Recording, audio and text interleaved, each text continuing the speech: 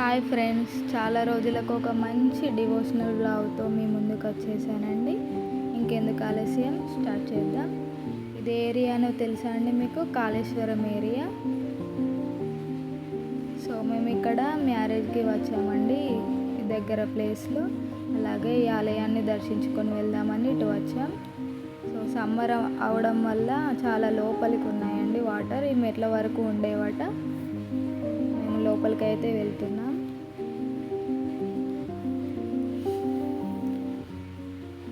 అన్ని ఆలయాల్లో కాకుండా ఈ ఆలయానికి ఒక ప్రత్యేకత ఉందండి. అదేంటిదో వీడియో ఎండ్ వరకు చూస్తే మీకు చెప్తాను. సో కాళేశ్వరం చాలా విశిష్టమైన క్షేత్రం అండి. త్రిలింగ క్షేత్రాల్లో ఈ క్షేత్రం కూడా ఒకటి.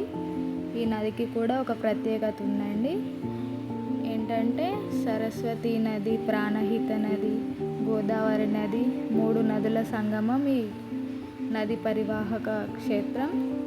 ఈ 3 నదుల సంగమం కాబట్టి త్రివేణి సంగమమైన దక్షిణ కాశీగా ప్రసిద్ధి చెందిందండి. సో దీన్ని దక్షిణ కాశీ అని కూడా పిలుస్తారంట. అంత పవిత్రమైంది. ఇక్కడ మనం కావాలంటే బోటింగ్ ఫెసిలిటీ కూడా ఉందండి. ఇక్కడ బోట్ ఎక్కి అవతల వైపుకు వెళ్ళి అక్కడ స్నానం చేసి మళ్ళీ ఇక్కడ రిటర్న్ రావచ్చు. సో మేము ఇంత దూరం వచ్చాం కాబట్టి ఆ గంగమ్మకు దీపం వెళ్తున్నామండి, వెదురు దీపం. నాకు ఇలా చేయడం చాలా ఇష్టం. అండ్ ఇదే ఫస్ట్ టైం అండి నేను గంగమ్మకు ఇలా వెదురులో దీపం వదలడం.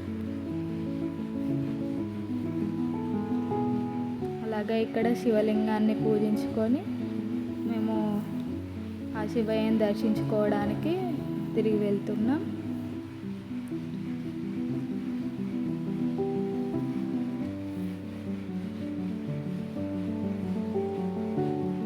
ఇది గుడి బయట ప్రాంతం అండి. చాలా విశాలంగా ఉంటుంది గుడి. అండ్ మంచిగా ప్రశాంతంగా ఉందండి. సో ఇక్కడ నేను ఒకటి గమనించానండి. ఇళ్ళ గోడలు కానీ, షాప్లవి కానీ ఏవైనా ప్లేన్ ఉంచకుండా దానిలో ఏదో ఒక పెయింటింగ్ వేశారు.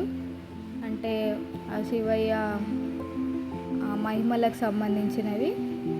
చాలా బాగున్నాయండి పెయింటింగ్స్ మాత్రం సూపర్గా ఉన్నాయి. ఇక్కడ కాళ్ళు కడుక్కొని మేము గుడి లోపలికి వెళ్తున్నాం.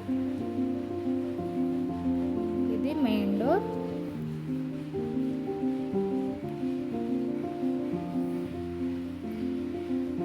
ఇక్కడ పైన డిజైన్ చూడండి. ఒక నిమిషం చూడండి. ఇలా రంగురంగుల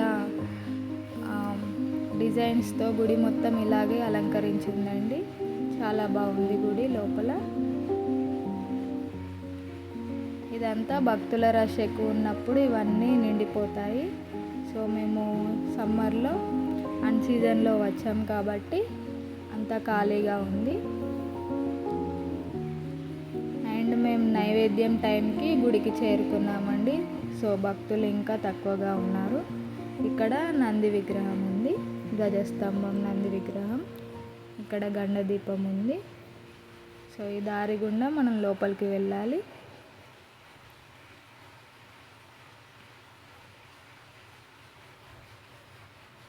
ఇటు నుంచి ఇలా లెఫ్ట్ సైడ్కి తిరిగితే ధర్మ దర్శనానికి దారి ఉంటుందండి. ఇలా మెయిన్ డోర్ నుంచి అలో లేదు మనకు. సో ఇటు నుంచి వెళ్ళాలి లెఫ్ట్ సైడ్ నుంచి.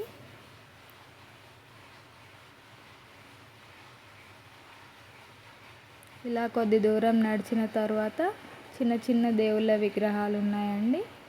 అది ఇక్కడ స్పెషల్ అట్రాక్షన్గా ఉంది. ఎందుకంటే ఏ దేవాలయంలోనైనా ఒక 4-5 దేవుళ్ళ కంటే ఇంకెక్కువ ఉండకపోవచ్చు. కానీ ఇక్కడ అన్ని విగ్రహాలు ఉన్నాయండి. చాలా బాగా అనిపించింది ఇలా ఉండడం.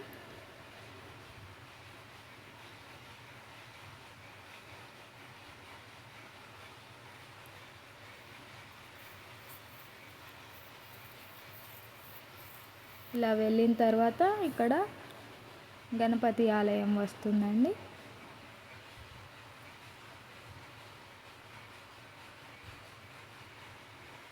ఇక్కడ స్వామివారిని దర్శించుకొని మళ్ళీ మనము వెళ్ళాలి గుడి లోపలికి.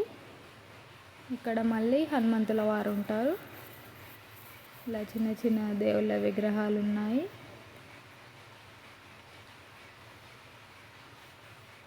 ఆ తర్వాత ఇక గుడి లోపలికి వెళ్ళడం. సో ఈ ఆలయం ప్రత్యేకత ఏంటంటే అన్ని శివాలయాల్లో లాగా కాకుండా ఇక్కడ 2 శివలింగాలు ఉంటాయి. ఏంటంటే ఒకటి కాళేశ్వరుడు, ఒకటి ముక్తేశ్వరుడు. కాళేశ్వరుడు అంటే యముడు, ముక్తేశ్వరుడు అంటే ఆ శివయ్య. ముక్తిని ప్రసాదించే క్షేత్రంగా ఈ ఆలయం వర్ధిల్లుతుందండి. Thanks for watching. ఓం నమః శివాయ.